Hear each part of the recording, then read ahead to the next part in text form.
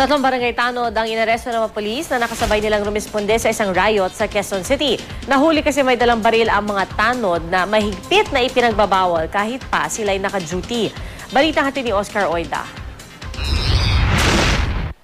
Naihimbing na sa pagtulog ang tatlong tanod na ito nang makuna ng aming kamera sa loob ng piitan ng Station 11 ng QCPD kanina madaling araw. Inaresto sila sa may barangay Damayan Lagi mag-aalas 12 ng hating gabi.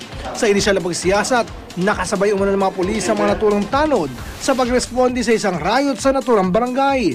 Napansin ng mga pulis na hindi lang pala sila ang armado sa lugar. Ang pagpunta ng mga pulis natin doon, na datnan nila yun nga yung mga BPSO at nasita nila sa pagdadala nila ng mga baril. Nakumpiska mula sa tatlong tanod ang 3 kalibre 38 baril at mga bala. At nang hanapan sila ng mga papeles, niwala man lang silang may pakita. Ayon sa mga pulis, mahigpit na ipinagbabawal sa mga tanod ang pagbitbit ng baril kahit naka-duty. Kahit tanod, bawal talagang magdala ng baril kahit may papel sila. Pag kahit may kompletong papel yung baril nila, hindi pa rin nila pwedeng dalhin sa actual duty nila as tanod.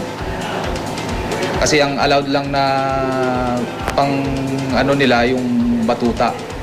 Sinubukan namin hingi ng reaksyon ang tatlong tanod pero hindi na sila nagbigay ng pahayag.